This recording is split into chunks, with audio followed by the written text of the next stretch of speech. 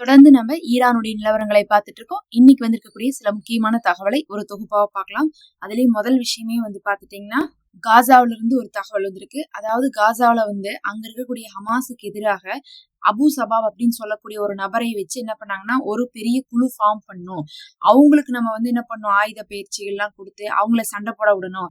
நம்மனால ராணுவத்தோட போய் அங்க ஜெயிக்க முடியாதத அங்க இருக்கக்கூடிய அபு சபாபும் அவனுடைய டீமும் அங்க இருக்க போராளிகள்கிட்ட காசாக்குள்ளேயே சண்டையை போட்டு அவங்க அந்த காசாவை ஆட்சியை பிடிக்கிட்டோம். அதுக்கப்புறம் அவன் நம்ம பேச்ச கேட்பான் அப்படின்னு சொல்லிட்டு எதிர்பார்த்தாங்க இஸ்ரேல். இந்த வேலை பாத்தீங்கன்னா கடந்த 2 வருஷமாவே நடந்துட்டு இருந்துச்சு. ஆனா ஒரு கட்டத்துல தொடர்ச்சியாக ஹமாஸ் அங்க இருக்கக்கூடிய அந்த அபு சபாவுக்கு தண்டனை கொடுக்கறதும் பிரச்சனை அவர்களை அரெஸ்ட் பண்றது இந்த மாதிரியான வேலைகள்லாம் நடந்துட்டு இருந்துச்சு. அதுக்கு பிறகு மக்களுக்கு நல்லா புரிஞ்சிருச்சு, இல்ல இவன் இஸ்ரேல்ட்ட இருந்து காசை வாங்கிட்டு தான் நம்மளை கெடுக்க பாக்குறான்னு சொல்லிட்டு அபு சபாபையும் அவனுடைய டீமையும் ஒதுக்கி வைக்க ஆரம்பிச்சாங்க. ஏன்னா அவன் மக்களோடு மக்களா இணங்கி என்ன பண்ணிட்டு இருந்தாலும் இந்த போராட்டம் செய்யறது, ஆர்ப்பாட்டம் செய்யறது, இந்த மாதிரிலாம் மக்களை உசுப்பேத்தி விட்டு உள்ள இருக்கக்கூடிய போராளிகள்னாலதான் நம்ம எவ்வளவு கஷ்டப்படுறோம், நம்ம பேசாம இஸ்ரேல் சொல்ற பேச்சவே கேட்டுட்டு போயிடலாம், அவன்கிட்ட காசை வாங்கிட்டு நம்ம என்ன பண்ணிடலாம், காசா விட்டு காலி பண்ணிட்டு போயிடலாம்னு சொல்லிட்டு பேசிட்டு இருந்தான். அதுக்கு பிறகு பாத்தீங்கன்னா மக்கள் எல்லாம் ஒதுக்க ஆரம்பிச்சதுக்கு பிறகு ஒரு கட்டத்துல அங்கிருந்த போராளிகளுடைய கையில அவன் சிக்கி அவனுடைய தலைவர் கூட என்ன இறந்தான் அப்படிங்கிறது தெரியும். அபு சபாப் இறந்து போனான். ஒரு சில மாதங்களுக்கு முன்னாடி அவன் இறந்து போனான். அத்தனைக்கு போர் நின்னதுக்கு பிறகுதான் பாத்தீங்கன்னா ஒரு 2 வாரத்திலேயே அவன் இறந்தான் அப்படிங்கக்கூடிய செய்தி எல்லாம் இருந்தாலும் அவனுடைய டீம் இன்னும் இருந்துட்டு இருக்கு. பொதுவாகவே பாத்தீங்கன்னா நஸ்ருல்லாவே இல்லாட்டினாலும் இஸ்புல்லா அங்க இயங்கி கொண்டுதான் இருக்காங்க. அந்த மாதிரி பாத்தீங்கன்னா அவன் இல்லாட்டினாலும் அடுத்த ஆளை போட்டு அந்த டீமை இன்னும் டெவலப் பண்ணிட்டு தான் இருந்தாங்க. இன்னைக்கு ஒரு தகவல் வந்திருக்கு இஸ்ரேலுக்கு.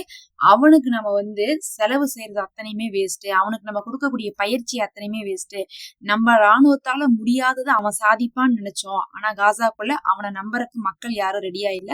பத்தாவதுக்கு அவங்களுடைய கை ஓங்கி இல்ல. அதுலயும் அந்த போராளிகளை இவங்களால எதையுமே செய்ய முடியல. போராளிகள்கிட்ட இவங்க ரொம்ப பலவீனமானவங்களா இருக்காங்க. எல்லாத்துக்கும் மேல கடைசியா இவங்களும் நமக்கு எதிராக மாறுறதுக்கான வாய்ப்பு இருக்குது. ஏன்னா என்ன பண்ணுவாங்கன்னா, நிறைய பேர் இதுக்கு முன்னாடி நிறைய இடத்துல நடந்திருக்கு, காசால கூட நடந்திருக்குது.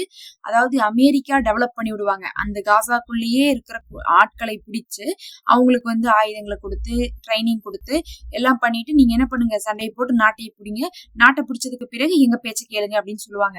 அந்த மாதிரிதான் என்ன பண்ணிருக்காங்கன்னா சிரியாவில ஈராக்ல எல்லாம் பண்ணிருக்காங்க.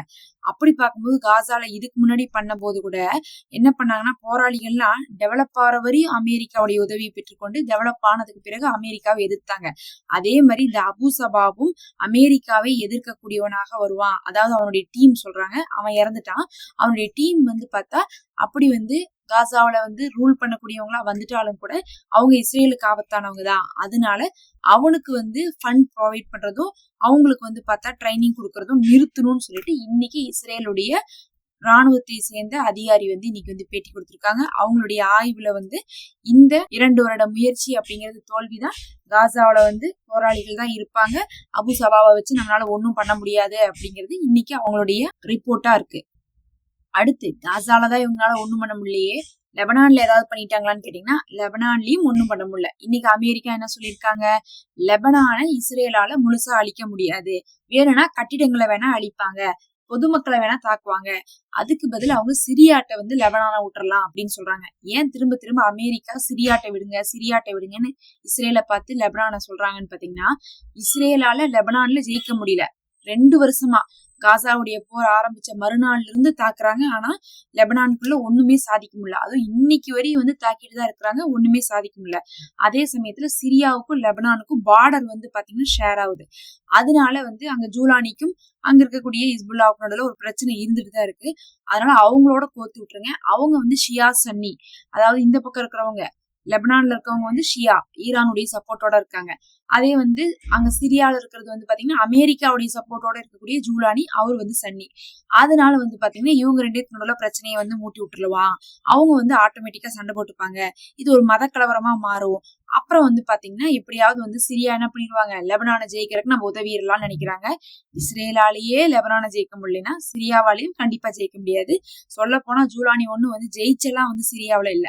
அவரு அங்கிருந்து ஆசாத் ஓடினாரு, ஓடினதுக்கு பிறகு இவர் உட்காந்துக்கிட்டாரு. அவ்வளவுதான் விஷயம். தவிர மற்றபடி சிரியாவையே இவர் ஜெயிக்கல. இவர் எங்கிருந்து சிரியாவில இருந்து லெபனானை போய் ஜெயிக்கிறது? அதனால சிரியாட்ட லெபனான் போனாலும் சரி, இஸ்ரேல்கிட்ட லெபனான் இருந்தாலும் சரி, சண்டை நடந்துட்டு இருக்குமோ தவிர யாரும் ஜெயிச்சவாடு இருக்காது. இன்னைக்கு அமெரிக்காவும் அதை வந்து பகிரங்கமா சொல்லியிருக்காங்க. எல்லாத்துக்கும் மேல வந்து ஈரான் இஸ்ரேலை பழி வாங்குறதுக்கான ஒரு சரியான ஆயுதமாக வந்து யார் இருந்துட்டு இருக்காங்கன்னா லெபனான் தான் இருந்துட்டு இருக்காங்க. ஏன்னா வந்து இப்ப 2 நாளைக்கு முன்னாடி வந்திருக்கக்கூடிய தகவல் 15 பேர் வந்து பார்த்தா இஸ்ரேலுடைய ராணுவத்தை சேர்ந்தவங்க லெபனானுக்குள்ள இருந்து அவங்களுடைய வாகனத்தை, அவங்க இருந்த இடத்த சுத்தி இருந்து அங்க இருக்கக்கூடிய போராளிகளை அடிச்சதுல அந்த 15 பேரும் லெபனானுக்குள்ளேயே இறந்திருக்காங்க. இதுல ஒரு பெரிய பிளஸ் ஆன விஷயம் என்னன்னு பாத்தீங்கன்னா, அந்த 15 பேரும் ஹிந்து ரஜப் அப்படின்னு சொல்லக்கூடிய காசாவுடைய குழந்தைகள் வந்து ஒரு குழந்தைய வந்து அவங்க என்ன பண்ணாங்கன்னா ஆம்புலன்ஸ்லயே வச்சு அழிச்சாங்க. அது வந்து பாத்தீங்கன்னா அதுக்கப்புறம் உலகளாவிய லெவல்ல ரொம்ப பேசப்பட்டுச்சு. அந்த பொண்ணு கடைசியா பேசின அந்த குழந்தை ஸ்கூல் பொண்ணுதான், ப்ரீ கேஜி தான் படிக்குது. அந்த குழந்தை பேசின கால், கடைசியா வந்து என்னை காப்பாத்துங்கன்னு பேசின கால் வந்து உலகளாவிய லெவல்ல பெரும் அதிர்வலை ஏற்படுத்துச்சு. இப்ப ரீசெண்டா வந்து பாத்தீங்கன்னா இப்ப நம்ம வந்து இந்த ஒரு வாரத்துக்குள்ள கூட வந்து பாத்தீங்கன்னா ஹிந்து ரஜப் பேர்ல வந்து வாய்ஸ் ஆஃப் ஹிந்து ரஜப்னு சொல்லிட்டு படம் ரிலீஸ் ஆயிருக்கு. படம் அப்படி வந்து எல்லாம் பாக்குறவங்க எல்லாம் வந்து ட்ரைலர் கூட பார்க்க முடியல. நீங்க சும்மா வந்து உங்க போன்ல யூடியூப்ல வாய்ஸ் ஆஃப் ஹிந்து ரஜப்னு கொடுத்து பாருங்க, ஒரு ட்ரைலர் வரும். அந்த ட்ரைலர்லயே வந்து பாத்தீங்கன்னா எல்லாருமே கமெண்ட்ஸ்ல சொல்லியிருக்காங்க, என்னால இந்த ட்ரைலர் ஒரு நிமிஷம் கூட பார்க்க முடியல, ட்ரைலர் பாக்குற அளவுக்கு கூட தாங்க முடியாத அளவுக்கு ஒரு கண்ணீர் வரும்.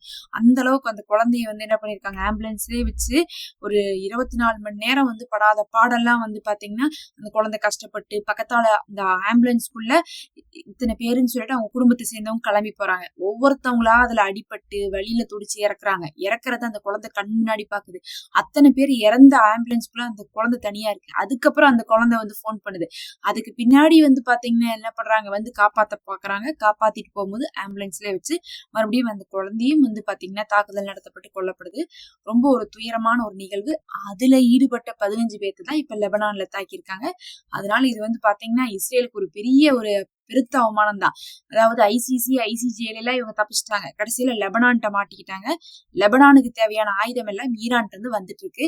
எல்லாம் வந்துருச்சுன்னு தான் சொல்லணும். ஏன்னா தற்காலிகமா வந்து பாத்தீங்கன்னா இப்ப இருக்கக்கூடிய ஆயுதங்கள் எல்லாம் வந்து பயன்படுத்துறதெல்லாம் பெரும்பாலும் ஈரானுடைய தயாரிப்புன்னு சொல்லிட்டு யார் அழுதுட்டு இருக்காங்கன்னா இஸ்ரேலே அழுதுட்டு இருக்காங்க.